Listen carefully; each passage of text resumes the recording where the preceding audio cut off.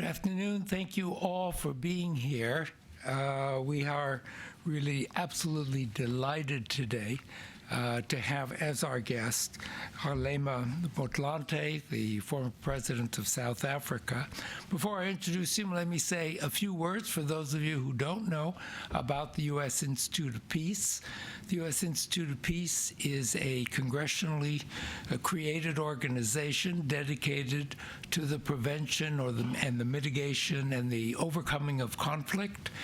The institution works around the world in places like Syria, Afghanistan, Iraq, Central African Republic, Nigeria, and a lot of other places, working with the communities of activists and peace activists around the world, training, bringing solutions, working together, trying to overcome the problems of conflict and to prevent conflict from breaking out.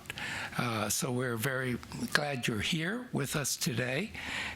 And as I said, we are very pleased and very honored to have our guest today.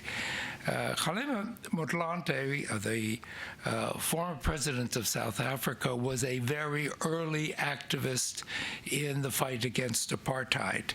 He was a student activist, he was a trade unionist, he was a member of the ANC's military wing during that period, and he paid a price.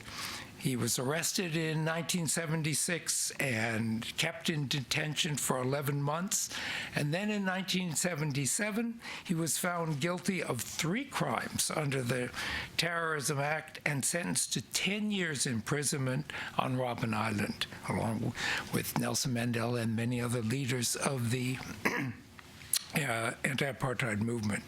After his release from Robben Island from 1977-1987, after his release, he was elected Secretary General of the National Union of Mine Workers. Many of you know it was one of the premier black unions in South Africa, and he was elected Secretary General of the ANC in 1997.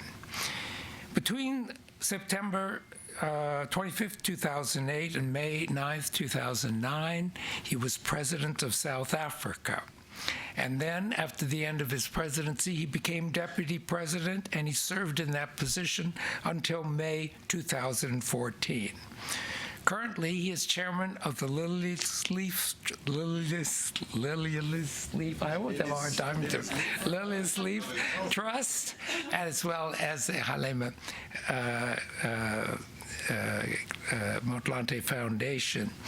I'll say a word about the Lily's Leaf Trust because it is an organization which has preserved the documents and the history of the anti-apartheid movement and has brought that history to new generations in South Africa, to visitors from around the world. I had the pleasure of attending a very fine conference there just a year ago, and it's really quite an important organization in South Africa. Mr. President, today South Africa is currently undergoing both a political and an economic crisis. There is much speculation about where it's heading. And this is in one of the world's strongest democracies. So we are particularly pleased to have you here. President Motlanthe is now today recognized as one of the most important, most moral, most intelligent intellectuals and political leaders in the country. It's a great honor for us to have you with us. And I don't know, but one moment, I want to introduce your wife, Gugu Mhlali, who is also with the Kgalema Motlanthe Foundation. Thank you for being here with us. Mr. President.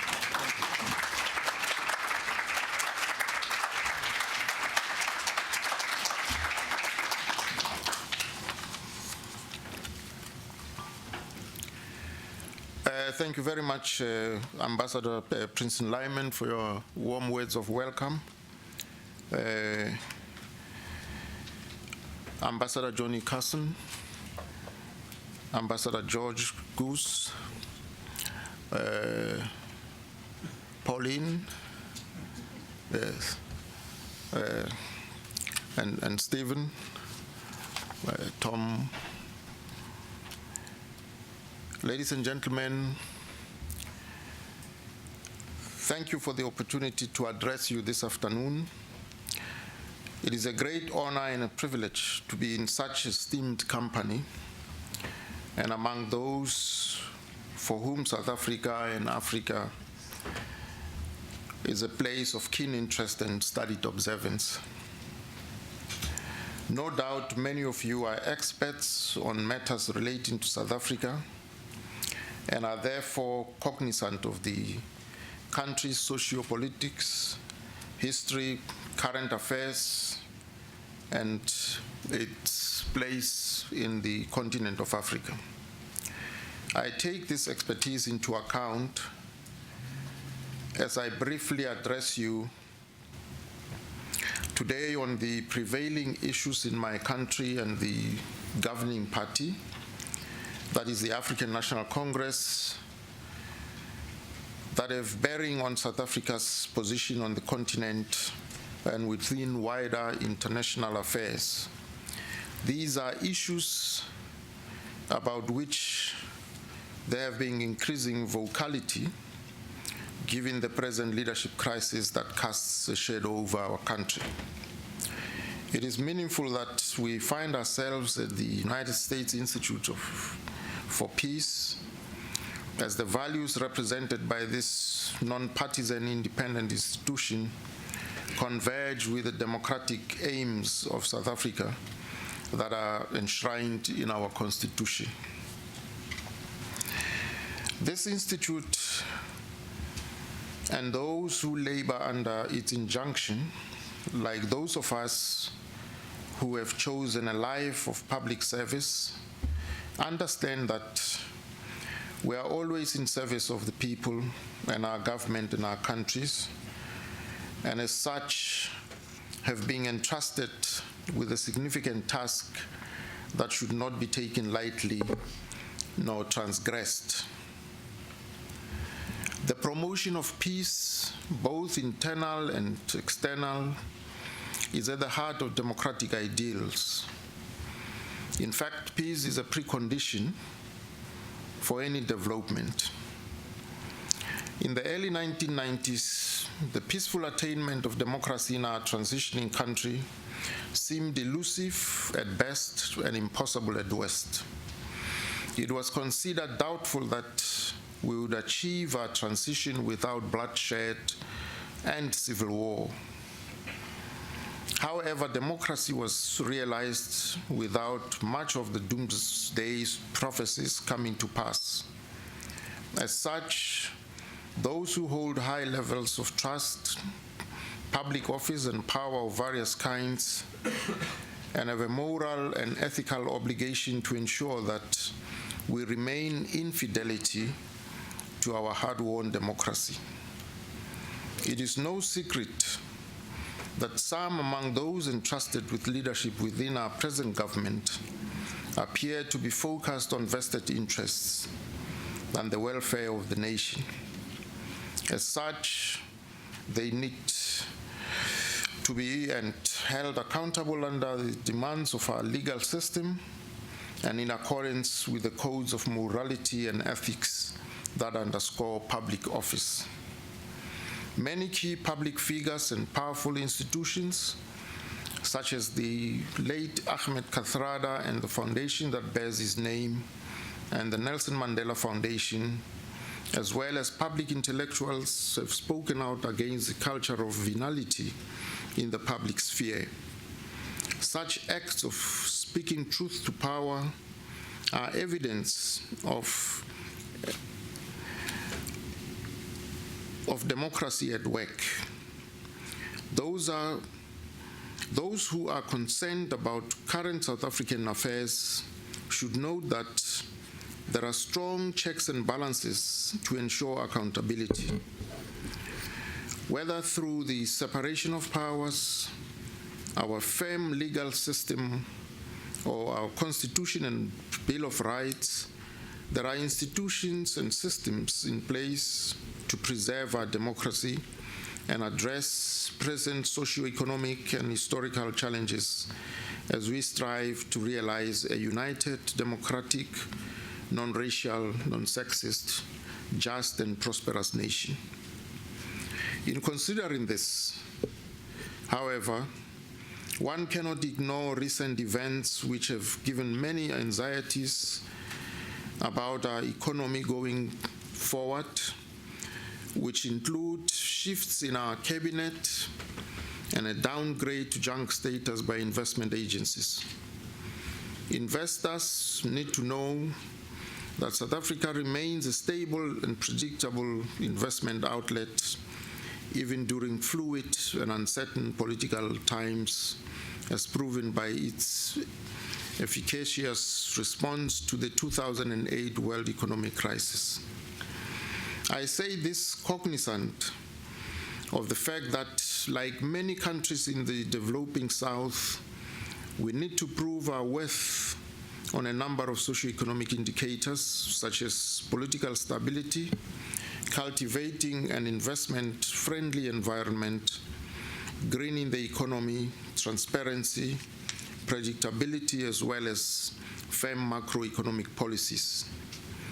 The current state of affairs is survivable, and it is unlikely that we will slide into a state that is beyond redress. The final contours of South Africa's future are rooted in our present post-apartheid efforts.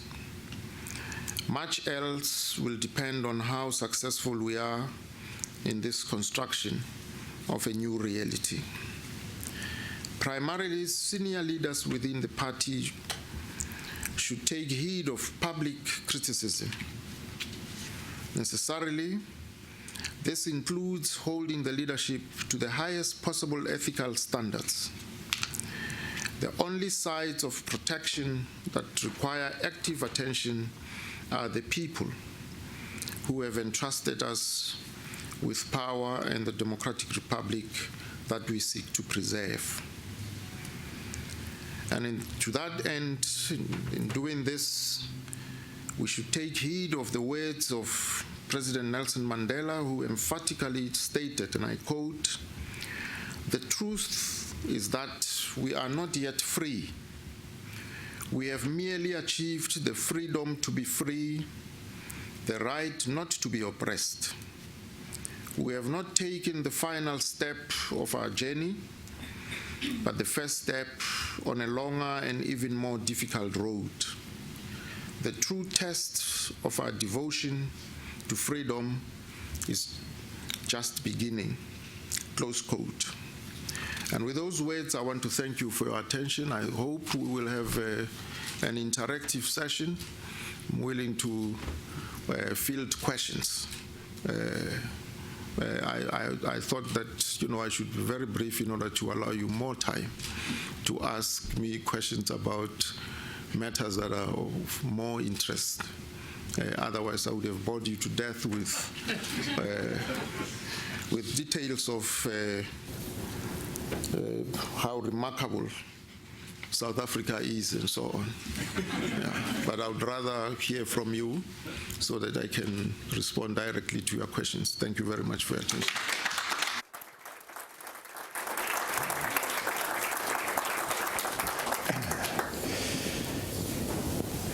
Thank you very much, President Motlanthe, and thank you for your remarks, because they were very, very important. Let me take the liberty of asking the first question, if you don't mind. And the question, let me put it bluntly, what happened to the ANC? I had the privilege of being in South Africa, as you know, during the years of 92 to 95 there for the magnificent transition, the emotion of the voting in 94, the first year of Nelson Mandela's presidency. And there were skeptics. There were people like R.W. Johnson and others who said, yeah, but the ANC will soon fall into a pattern of corruption, et cetera. Don't have your hopes up. And I was one of those who argued, no, it wouldn't happen, because there was a great deal of principle behind the ANC. And it showed up in the Constitution that was developed, which is one of the strongest democratic constitutions anywhere. But something did happen over the years. My own view is that it started even with the arms deal that happened. But over time, the ANC fell into patterns, some corruption, and then protecting itself from transparency and accountability. And the reason I asked the question about what's happened to it over time is it possible even then to regenerate it, to come back to that spirit? Well, thank you very much, Ambassador, for your question.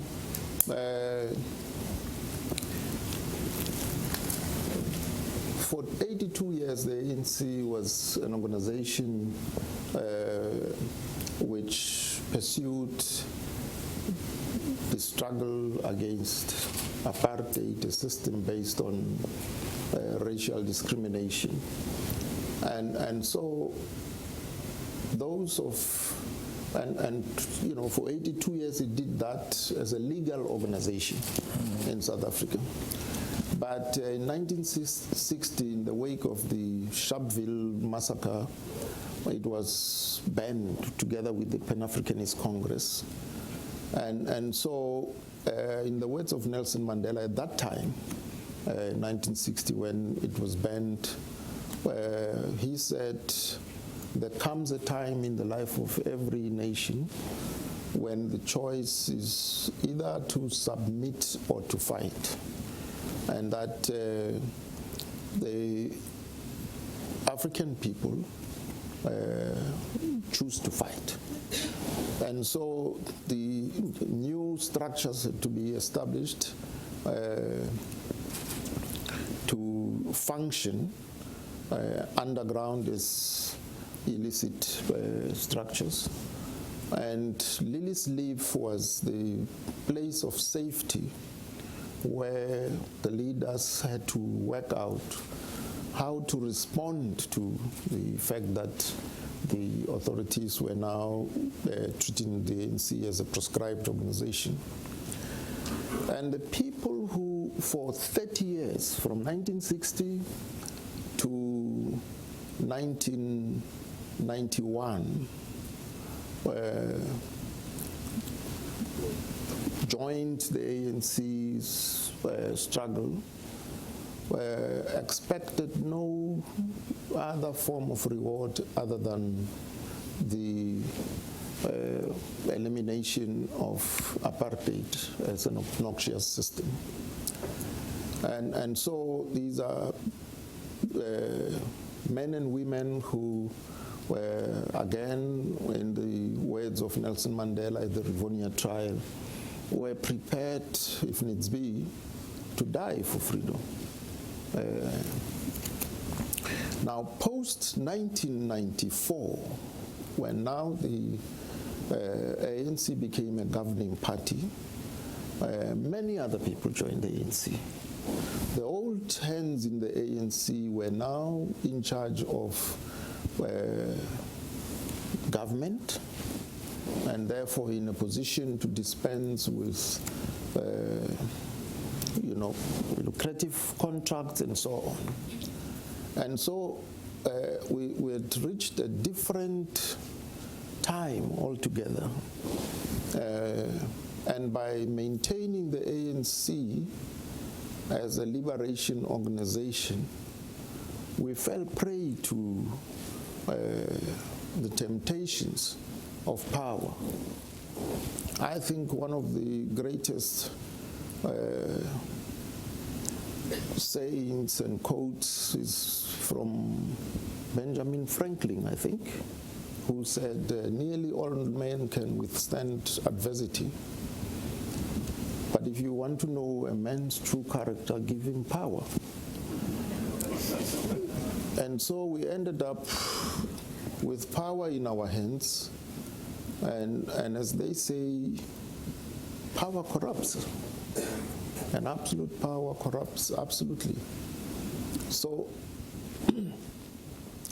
we noticed that as early as the year 2000, we did an appraisal of the ANC and came to a conclusion that even as the ANC was leading the process of transformation in South Africa, it was itself being transformed in a manner that it had no control over, because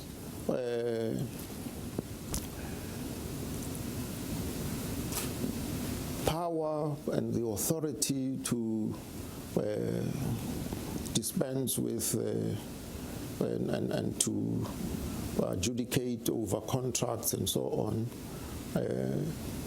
meant that very few of our people were prepared by the history of struggle and sacrifice to know how to deal with gifts, because the frontline soldiers of corruption are gifts, actually.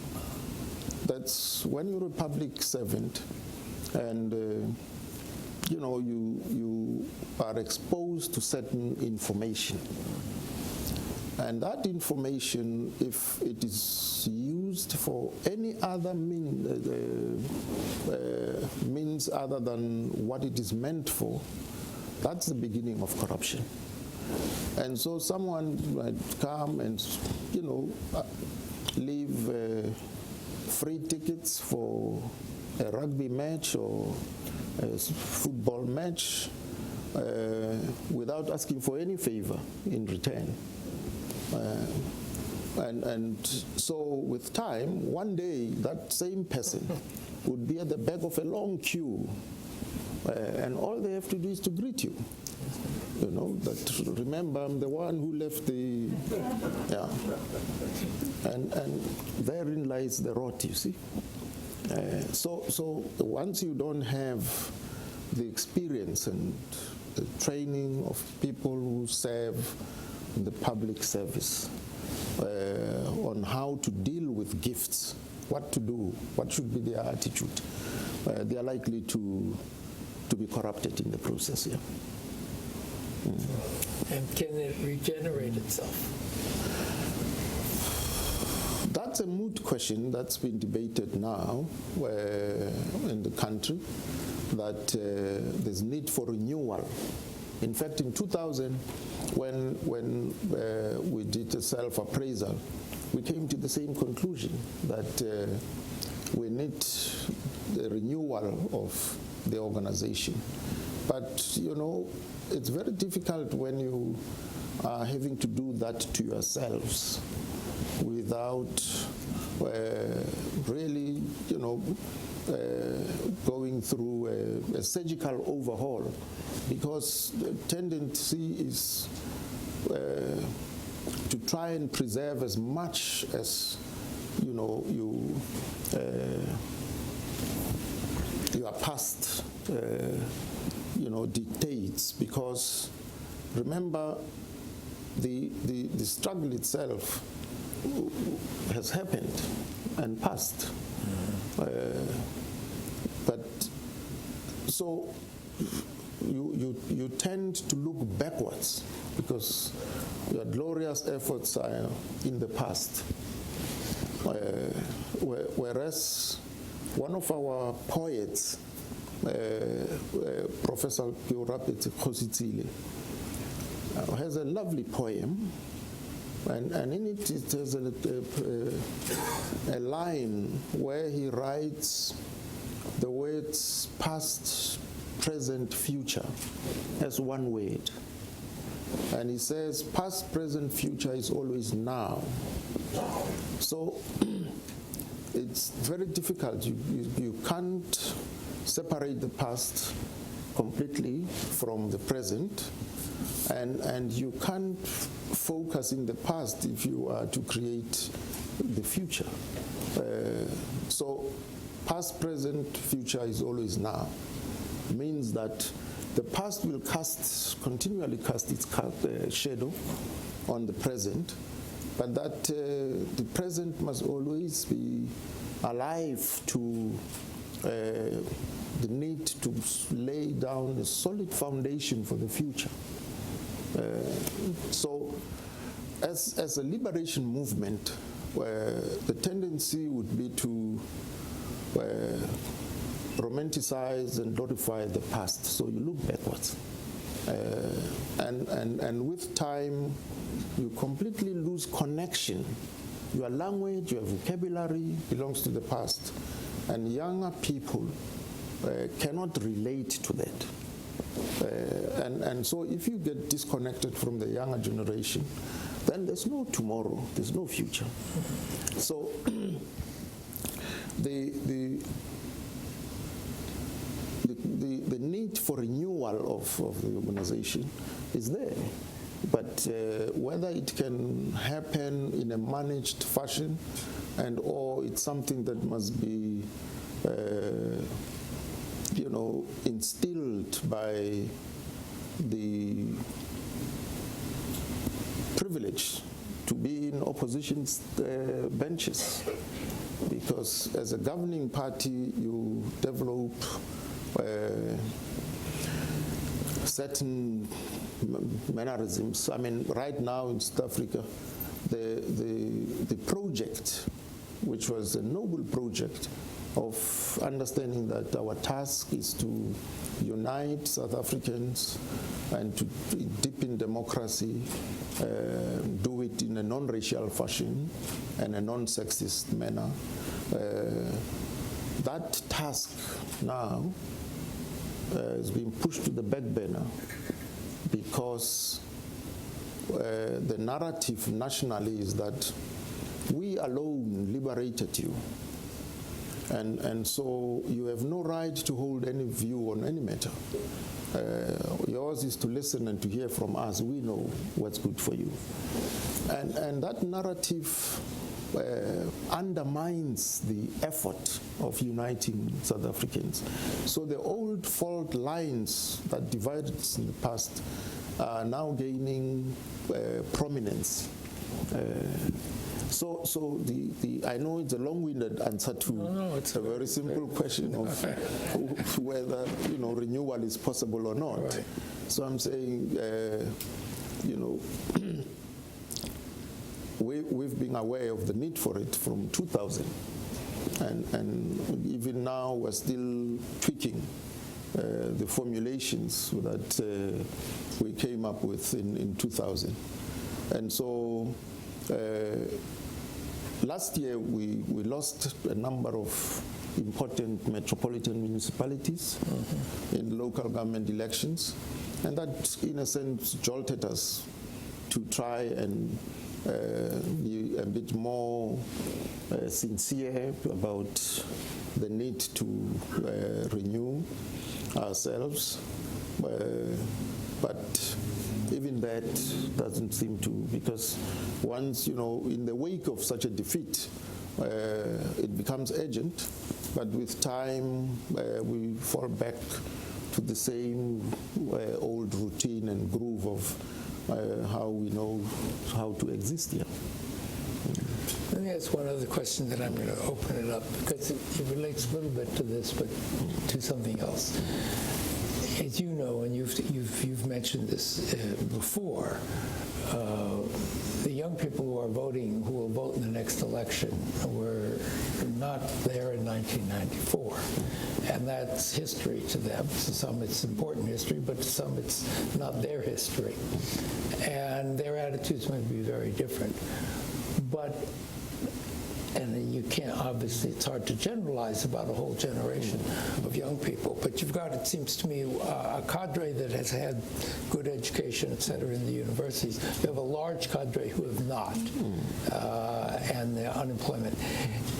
where do they fit in the political system? Are they engaged? Are they more sympathetic to the economic freedom fighters? Are they apathetic? Are they still looking to where? And are the parties really able to engage and reach this young generation? Well, the economic freedom fighters call a spade a spade. They lack sophistry,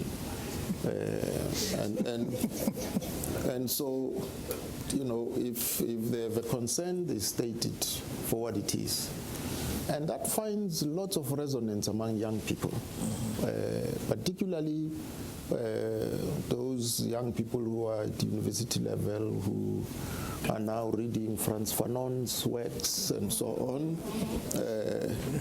and so Rite of passage, yes. yeah, and so they actually believe that you know, the settlement that led to a peaceful resolution of the problem of apartheid was a sold-out deal. And it's a completely ahistorical approach, because the liberation movement fought a struggle for liberation, and in relays, the baton should be passed on to the younger generation, you know, to take things forward. But if a relay, the baton is not passed on to the next athlete, that team will lose, of course. You see, so they have no sentimental attachment to the history, and that makes it this much more difficult for, as I said, even the vocabulary, even the language that we use in the ANC. It's a language that we are not familiar with, and because we are not creating the space for them as younger people. When we were young and our hearts were full of fire, it was the older leaders who gave us responsibility. That's how they trained us. And you can't expect young people to behave responsibly unless you give them responsibility. So that's what's happening to us, and that's hence the disconnect between ourselves and the younger generation. Well, I could ask a lot more questions, but we have a nice, very educated audience, and I will ask you please to identify yourself and keep it to a question so we can get to everybody. Let's start with the gentleman there, and then I'll go to the lady there, and then the other lady. Who's on mic for? Do we have someone with a mic? We do, yeah. Here. Ah, yes, we do. Thank you.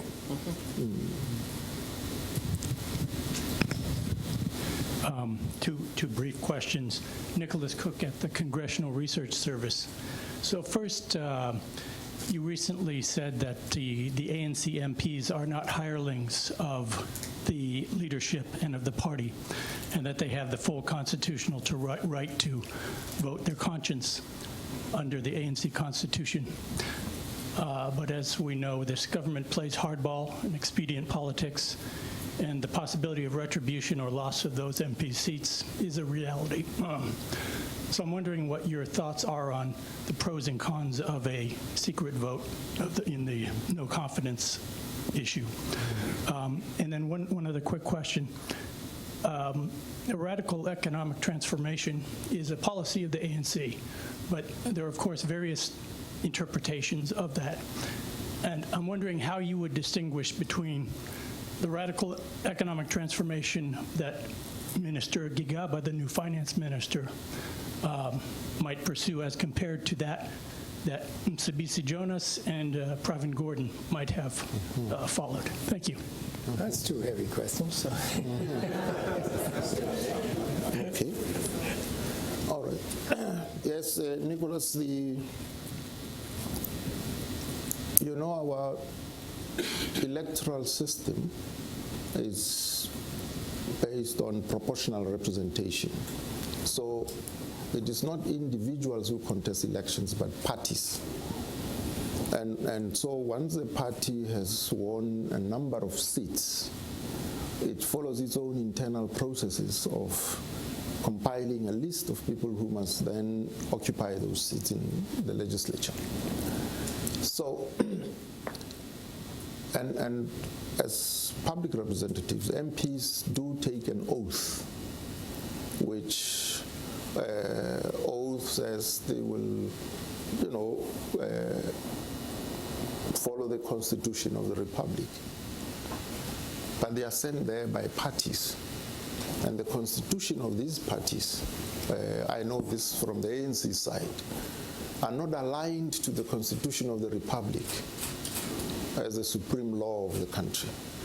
So you send members out, they take an oath, but you govern them in terms of your own constitution, which is not aligned to the Constitution of the Republic. Therein lies a misalignment. Then, you see, when a president is being elected, it's by secret ballot. And when the Speaker of the National Assembly is elected, it's by secret ballot. And when you are electing someone, you do so as happy campus. We might as well do it by show of hand, but it's by secret ballot. And yet, a vote of no confidence and impeachment procedures, the Constitution is silent on that aspect. But of course, the rules of Parliament do give the Speaker the discretion to decide on those matters. But the Speaker now currently is opposing an application by opposition parties for the vote of no confidence to be dealt with by secret ballot. And the President has joined that action by the Speaker in opposition to that. Now, even if the ANC were to say, let this be by secret ballot, nothing stops the ANC from speaking to its own members of Parliament and persuading them to vote in whatever manner they decide. Nothing. But to actually take a stance where you oppose secret ballot, firstly, you convey the message that you have no confidence in your own members. So you convey a message that you are gripped by fear, and that dents the prestige of the party in the eyes of ordinary people. So that matter is sub judice, it's before the courts. The courts are still to make a determination as to whether they remind the Speaker that, yes, you do have the discretion. Please, Speaker, Honorable Speaker, take a stand on this matter. So the vote of confidence has been postponed until the courts make a determination on that matter. The anticipation is that the courts will make a determination in the next week or two. Yes. And then that, whichever way that goes, the matter would be attended to in that fashion. Yeah. The radical economic transformation, if you go through the policy resolutions and documents of the ANC to date, you will not find that term in those documents. It's not there. It's a term that's been used because there has been a report by the public protector, the previous public protector, Ms. Thuli Madonsela, Advocate Madonsela, which refers to state capture. And it's really about contracts of parastatals and so on, and how those are allocated to people without due process. So, to create a counter-narrative, this notion of radical economic transformation has now been thrown into national discourse. And essentially, when you dig deeper as to what is meant by that, because it's coupled with another notion of white monopoly capitalism. So if black people are involved in obtaining opportunities through means that are not quite lawful, don't bother, that's small matters. Focus on the big matters of how the economy is monopolized by whites. Yeah. Now, there's a logic in them, there's some logic in that madness, but that's what it is here. But if you go through the policy documents, the resolutions of conferences, you will not find that. The lady right here. Dr. Christina Jagan is a World Peace Organization.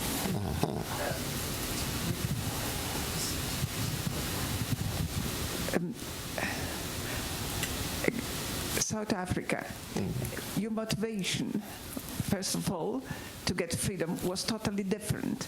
And you are in a kind of transition state to obtain self-organization for prosperity. I'm pretty sure they will achieve a target, but it will take a time and to make your country competitive with the whole world.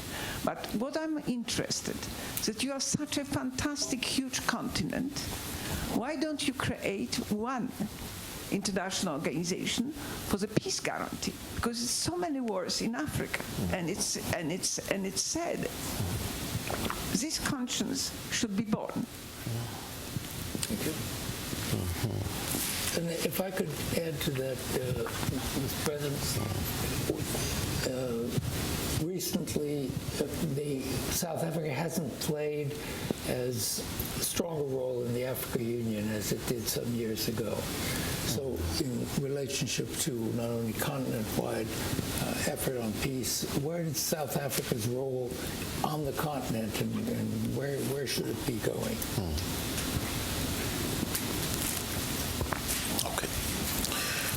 Firstly, the continent is organized as the African Union. And the African Union itself is divided into regional economic communities. So you'll find ECOWAS in the northwest, and you find East Africa Economic Community in the east, and you find Central Africa Economic Community, which has members straddling between the east and central. Then you have SADC in the south. These are regional economic communities. And the idea is that, they should serve as building blocks in terms of creating interconnectivity among, the regional member states, and trying to promote intra-trade regionally in that fashion. All of this is hampered by underdevelopment of infrastructure, the road infrastructure, the rail infrastructure. It still takes an inordinate amount of time for goods and people to go across borders on the continent of Africa. In terms of the AU principles, firstly, it was agreed that no person or group of persons who assume power over any country outside of democratic means would be recognized. So that had the effect of reducing coup d'etats in Africa. But of course, there's still cases where a coup d'etat is staged and the soldiers doff their uniforms and their leader wears a pinstripe suit and calls a sham election, and the soldiers go and line up everybody to vote for the leader. And then you have, those who firstly were involved in organizing a coup now becoming legitimized through sham elections. The AU, from time to time in certain areas, does pull together peacekeeping units which work hand in glove with the UN peacekeepers. So that's what the AU does.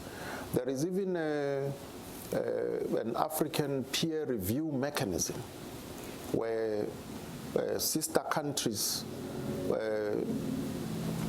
assess each other quite rigorously and honestly. So the African peer review mechanism works fairly well. But of course, the problem is that the leaders of such countries that have been so assessed can ignore the report, can file it as a good report and simply do nothing about it. There is no enforcement mechanism of the recommendations of the African peer review committees. Yeah. Which means the self-organization to be improved. Yes, it has to improve. It also calls for commitment by member states and acceptance of the recommendations. Woman right there, yes. Could we get a microphone there? Thank you. And I'll move out to other parts. Is this one? Oh, okay, thank you. Mr. President, it's really an honor to meet you, to see you today, and thank you so much for coming. I'd like to follow up on the, sorry, my name is Lisa Gomer. I'm former United Nations and USAID, and I wanted to follow up on the question that you started with about what happened to the ANC. I want to look at what's happening to the ANC right now. I find it very disturbing that there's a series of, the corruption is very much out in the open. You had the municipal elections, which you referred to last year, which was a huge blow. You have the whole trying to block the special prosecutors or protectors report. You have Kasatu Communist Party denouncing the current administration, and people in the streets of all colors and members of South Africa. And yet the ANC Executive Committee, or I'm not sure exactly who are responsible, are paralyzed. That's what I want to understand, because there have to be people like you who care about the credibility of democracy in your country in the future. So that's my one question. And then the follow with that is, next year are presidential elections. Do you think that there will be true democracy and a real election next year? Thank you.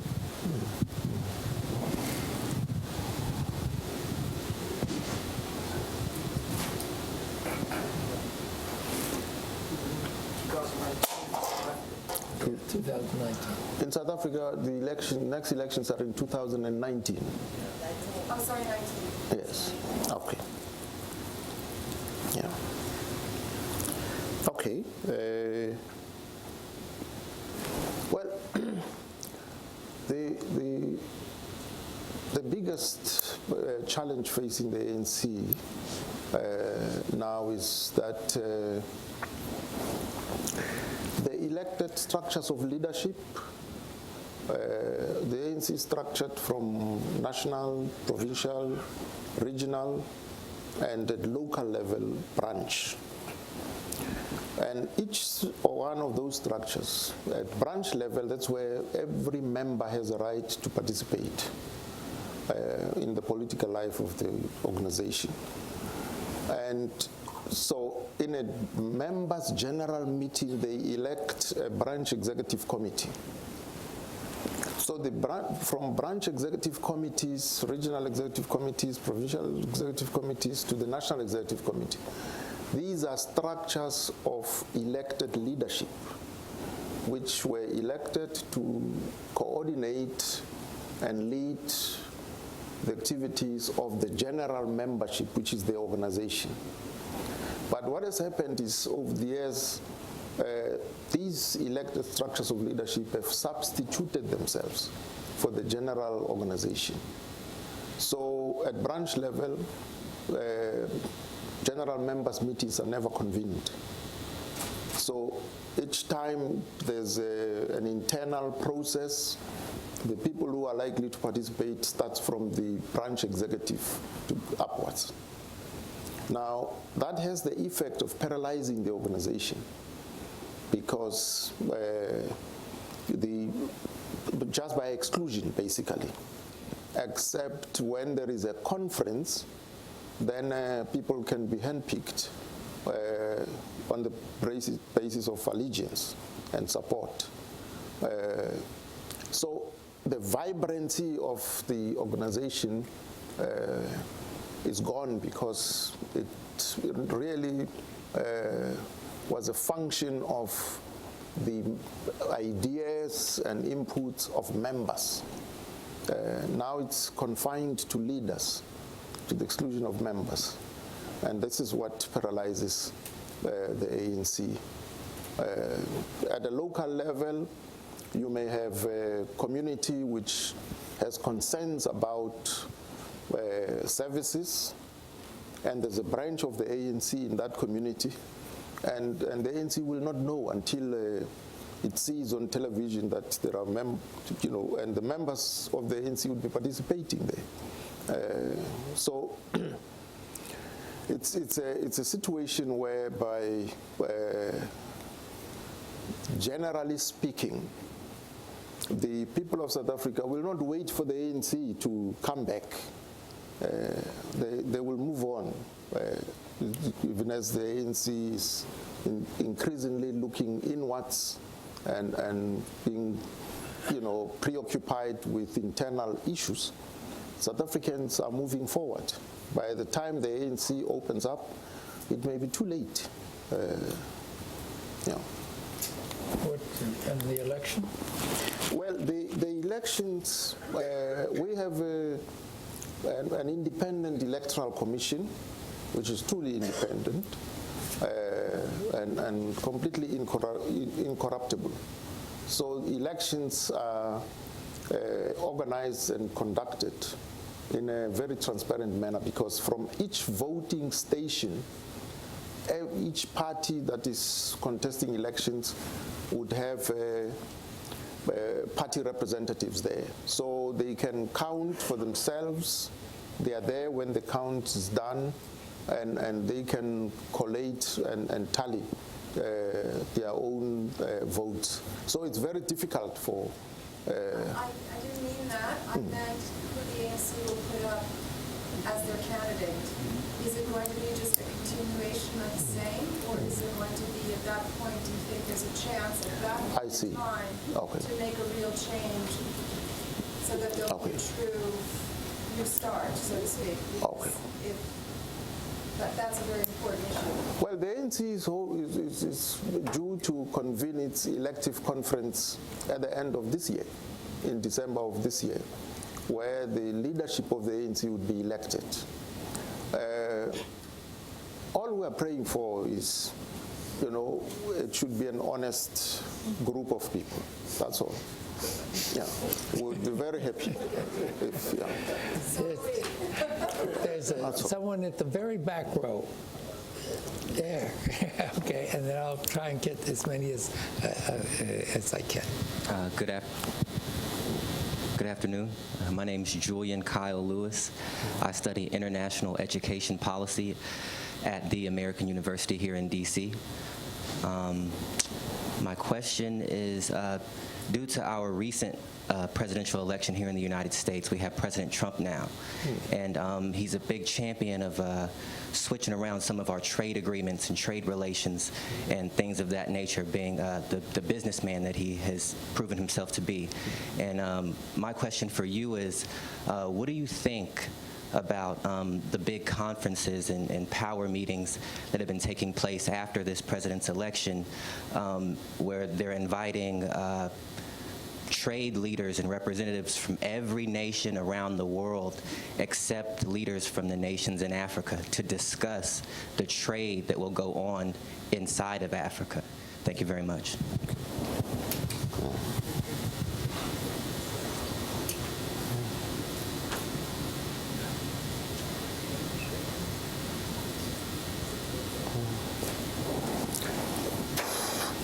Well, you know, the AU crafted what was called NEPAT as a basis for Africa's approach of negotiating terms of trade with European countries as well as the United States of America. But, you know, the continent is together politically. And because of mainly underdeveloped infrastructure which connects countries across the continent, because for many centuries the continent was used for extraction of raw material. So if you look at the rail infrastructure in the continent, it is from source to port. Source to port, and there's never any, you know, interconnectivity there. That makes it difficult even today, because those that kind of infrastructure remains underdeveloped. A few years ago, the AU agreed to focus primarily on that challenge of creating interconnectivity in terms of infrastructure. But, you know, the AU is headed by heads of states and governments. So in that summit, when they are to select projects, each president, you know, thinks of a pet project. And so there's still poor planning, because they plan without data. So there's still poor planning at that level, which only hampers, you know, the efforts of creating the conditions for intra-trade in the continent. The population of the continent is plus 1 billion people. And it's a huge market if looked at together. But, you know, both the AU and the regional economic communities I've alluded to also enter into bilateral trade agreements individually. The Republic of China, People's Republic of China, go to a country like Angola, and when it is faced by the challenge of repairing the infrastructure following the civil war, so that 3 rail lines that needed to be rehabilitated. So the Chinese government goes there with $2 billion in the back, and they ask them, how can we be of help to you? So the Angolans agree that, well, would love to have these 3 rail lines rehabilitated. And they tick off, so the Chinese say, wonderful, we'll do that for you. But what the Chinese insist on is that they will provide 70% of the labor. and the Angolans should provide the remaining 30% of labor in that whole project. And they then, because they are in charge, so they use the platoon system. Platoon system means that they do 3 continuous operation shifts. So they work 24 hours on a project. And the Angolans are not used to working like that. They are used to a normal shift, 8-hour working day, and you are off. Huh? So the 30% desert. And the Chinese don't complain, they just replace them with more Chinese. That's the plight of, in other words, I'm using this example to show you how skewed the, balance of forces really is there. So the Angolans end up accepting. And they go out into the provinces to create infrastructure and more housing for, the war displacees, people who left their villages. So they go back, there's an infrastructure. But of course the Chinese open the trading stores and everything. That's what happens. Yeah. Okay. Let's see, I get over to this side. Gentleman in the yellow jacket, yellowish jacket. I'm Wally Mutazemil, and I'm alumni of the USIP. Can you be a little louder? It's hard to hear. I don't know if it's on or not.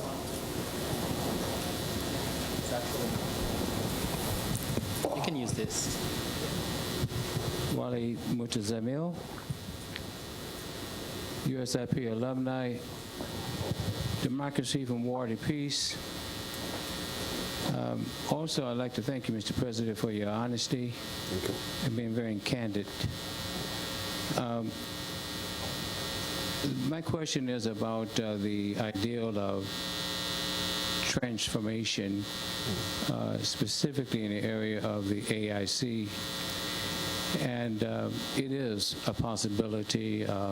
It's a field that I've been working in for over 30 years, specifically in the area of Malaysia, working with the former Prime Minister of Malaysia, Dr. Mahathir. So I like to speak with optimism, and it is a probability. I also like to speak with terms of research. There's a gentleman did his dissertation on assessment and evaluation of reconciliation over the last 20 years of all reconciliations that have been done in the world. And looking at the various areas of what has happened from donor organizations, if we look at financing,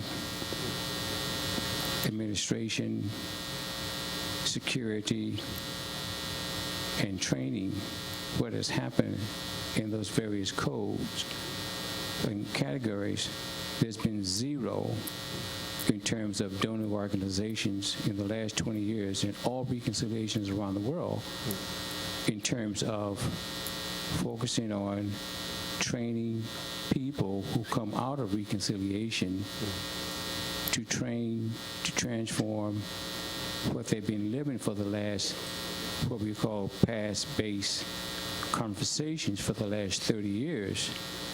They've done nothing in terms of investment.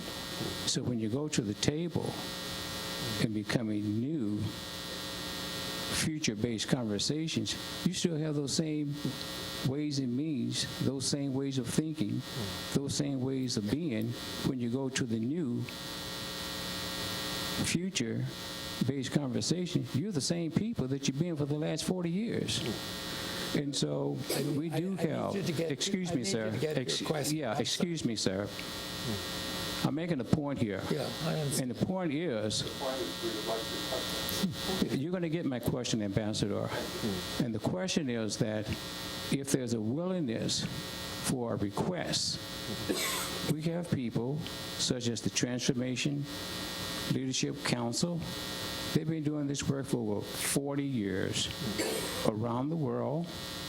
This is where Dr. Mahathir and President Mandela came out of prison.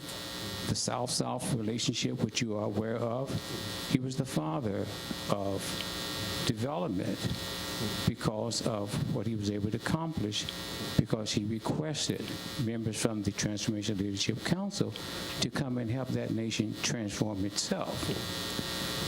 And the question is that if there's a willingness for the request, yes, the leaders, the ANC, the nation can learn how to transform itself from what it may have been doing for the last 40 years. But there has to be a request to say, I want to learn. I want to learn. So that's the questions that if you want to learn how to be a different type of visionary leader, you can do that, but there must be a request. I want to learn how to be different in the 21st century. We got the question. So in terms of the Chinese, excuse me, when the Chinese came we to really Malaysia, we got a lot of people want to talk, so let's go to that question and then we'll go on. It's a force-feed in workforce development. Yeah.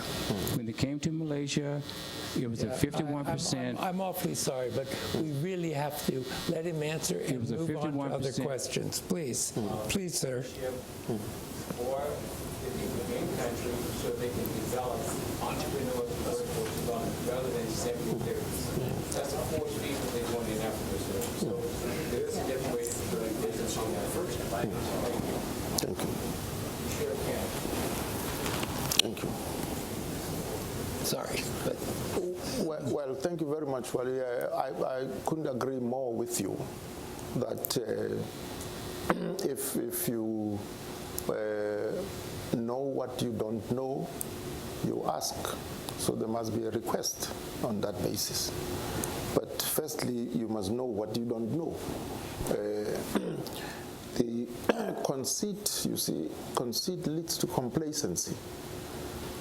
And when you have, a leader like Mahathir was able to introduce Putra system because he was aware of, the limitations of the Malaysian people. He, I recall, set as a target 30%. He said he would want the economy of Malaysia, 30% of it, to be owned by Malaysian nationals. And he then, set processes in motion towards the attainment of that target. At the time of his retirement, he berated the Malaysian people because he said they make no difference between money and assets, and that their love for money made them get rid of assets very easily, because he made a determination that at that point they had only reached the target of 19 instead of 30. And he expressed deep disappointment at that time. But I couldn't agree more with you about, the need to request for, assistance in terms of transformation. let me ask you if I can. The problem you raised before that agitates some parts of the population, and that is that there still is a feeling that you have white capitalism, that the majority population is still there's a great income divide and there's an ownership divide, and whether you call it radical transformation or other thing. What have been the obstacles, education, what is it, policy, that more hasn't been accomplished in changing that dynamic? Because it seems to be driving at least some of the unhappiness and unrest in the performance of the government since 1994. Well, one of the biggest weaknesses in South Africa, which does not exist anywhere else on the African continent, is that in South Africa there was a law passed in 1913 called the Native Land Act, which excluded Africans from holding title deeds for any piece of property. They were given worthless certificates called permission to occupy, which did not serve as commercial instruments. You couldn't use them, as an asset and so on. So that still remains the problem up to this day, and that is why there's a growing call for land to be returned to the people. But of course, the general discourse around that issue is also, befuddled by the fact that people want to use history for that. And when you claim pre-colonial land, it's very difficult because you're going to find that hunter-gatherers covered large tracts of land. So I happen to serve on a panel that was established by the Speakers Forums at the end of 2015. And one of the issues we were looking at is this issue of land. Reform, distribution, redistribution, and tenure of security.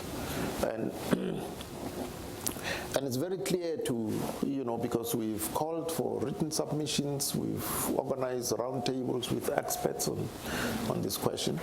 There are no cadastral registers, for instance, of, who owns which part of the land. But it's very clear that parastatals own lots of land in South Africa. And if we are to address it, properly, we need that data. It's a matter that must be addressed with the data so that we can, ensure that people get title, and because the exclusion or the denial of Africans of title deeds meant that they were actually excluded from the main economy of the country. Now, some of the political questions relate to whether title deeds should be issued to households or to individuals.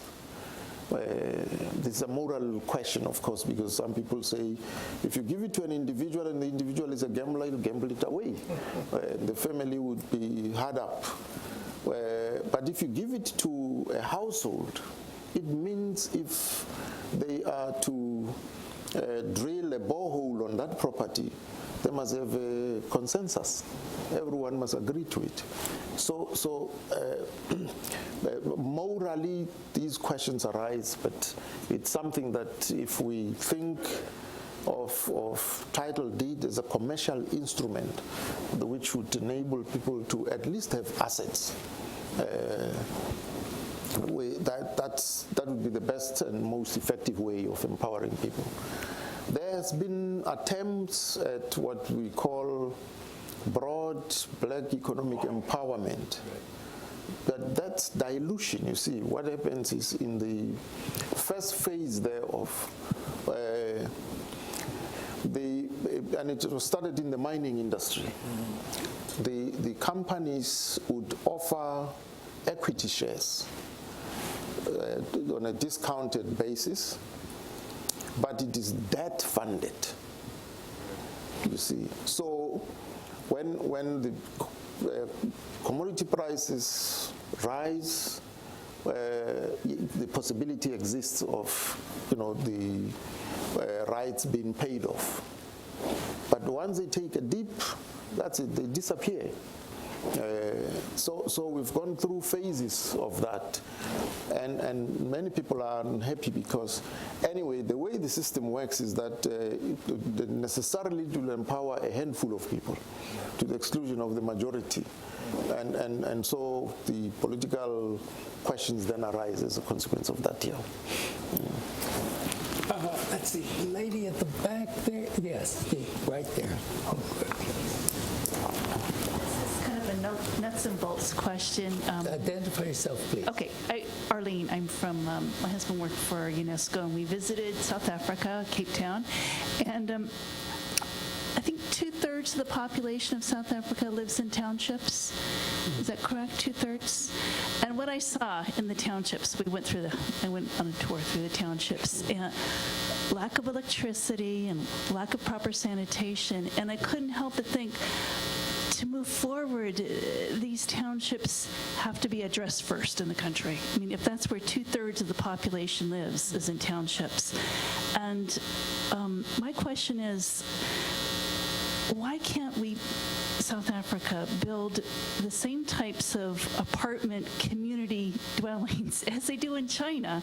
China does it so well. I know in Africa, land is a big thing, but what I saw with the land was barefoot children running around areas of ravines with trash and electricity that was stolen from other electricity and other buildings, and it just, if there was electricity, and I just felt like, why isn't this being addressed? These people have been living like this for decades and decades, and why isn't that being addressed? I mean, what now, today, if that could change? Yeah. Well, South Africa is made up of two countries in within the same borders. The townships were essentially labor camps. I don't know if you know about the pass system. There was influx control laws which essentially forced people to only live in the townships for as long as they are, employed by specific companies and so on. So, post-1994, the education system has now been systematically, there were 5 different systems of education. For the Africans, there's a system called Bantu education, which was introduced in 1954. And when Dr. Verwoerd introduced it, he said it's specific, and they engineered it by taking over teacher training colleges and aiming to produce particular cohort and caliber of teachers, which would be very poor in mathematics and natural sciences. And the main purpose was that it's a unique system. It was a unique system in the world because education is meant to make sure that its products become productive in the economy. But this one was specifically aimed at ensuring that its products would not be productive in the economy. Because Dr. Verwoerd said, there's no point in doing that for the black child. Black child must only be taught to understand that their place in life will not go beyond certain levels of manual labor. Now, that remains a dead weight today. We have not been able from 1994 to do exactly what Dr. Verwoerd did, but with the aim of producing better teachers who will produce citizens who will be productive in the economy. We haven't been able to do that. So electricity has been rolled out across the length and breadth of the country. Villages and townships are all electrified now.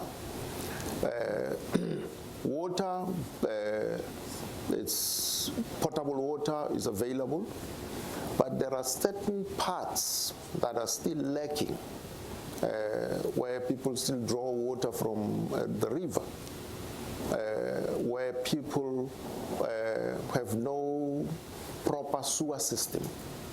and the township. So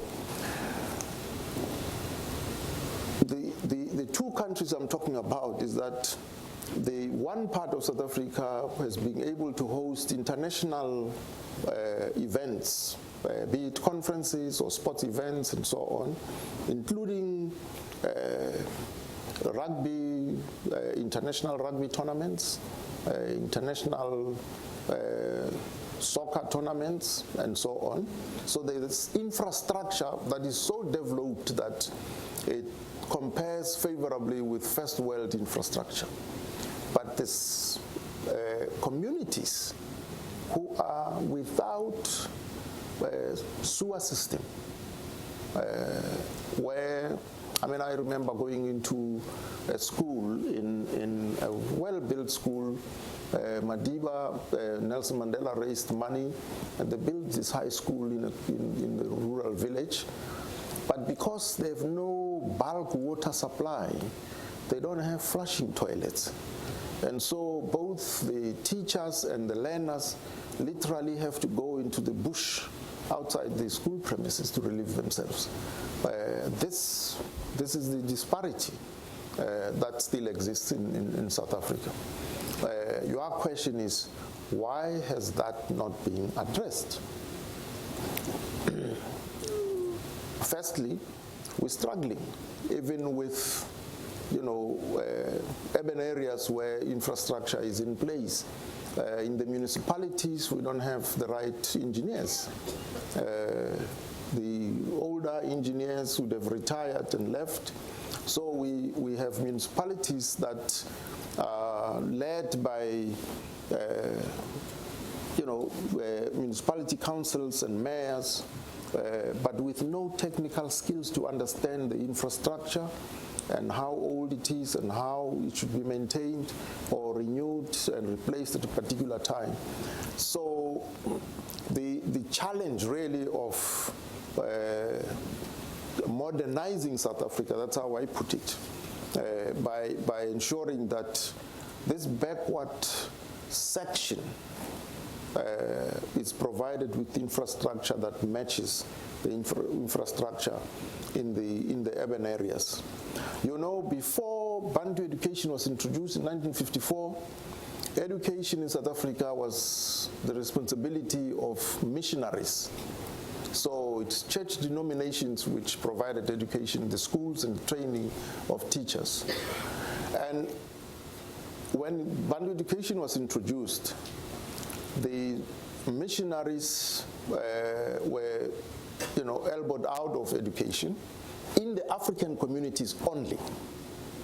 So in the white communities, they continued to provide education, with the result that today, if you go to South Africa, the best schools, private schools, are schools which were missionary schools for white children. Mm-hmm.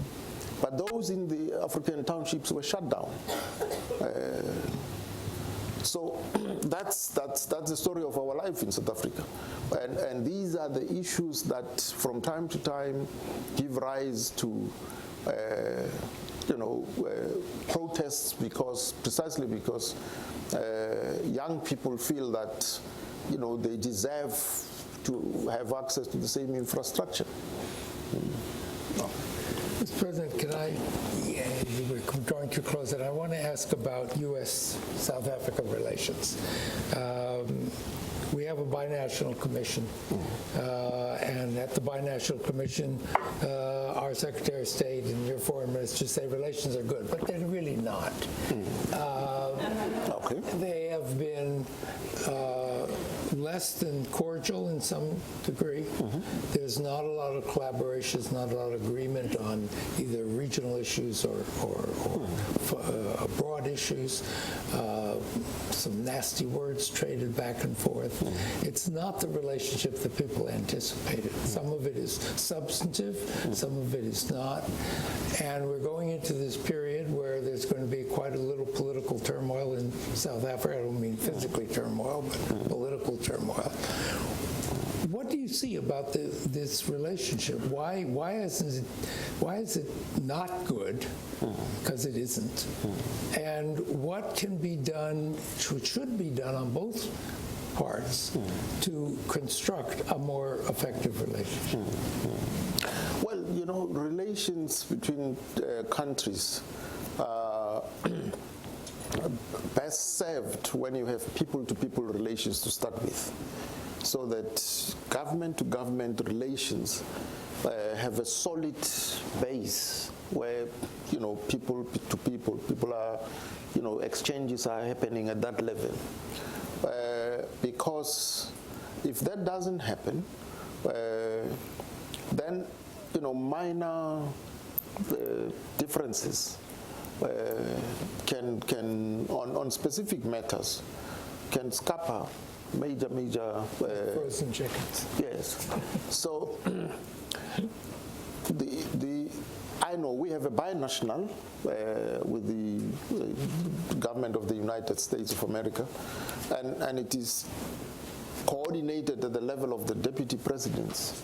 You know, when I served as deputy president, we had a very positive relationship with Vice President Joe Biden, and you know, we were able to attend to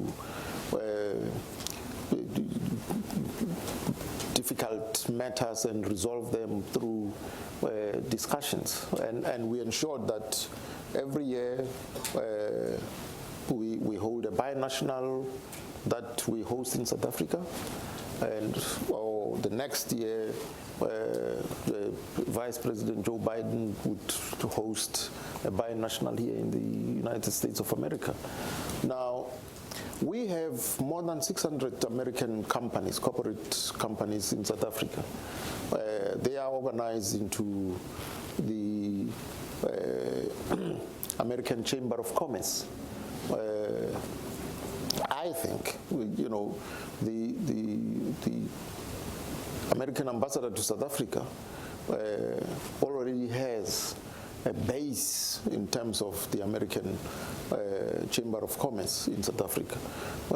Those are people who do business in South Africa, and it's important to ensure that we cement the relationship even at that level, because those are the pillars that would ensure that the bilateral relations remain solid and unshakable, even when there appears to be fluidity in the political situations.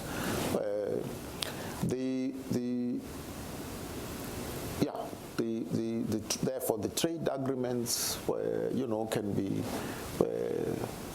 debated and entered into properly. I remember a few years ago, Walmart came to South Africa and did a, you know, feasibility study, and at the end, 2 cabinet ministers took Walmart to the Competitions Commission. We have a Competitions Commission because Walmart was at the same time entering into a merger with a local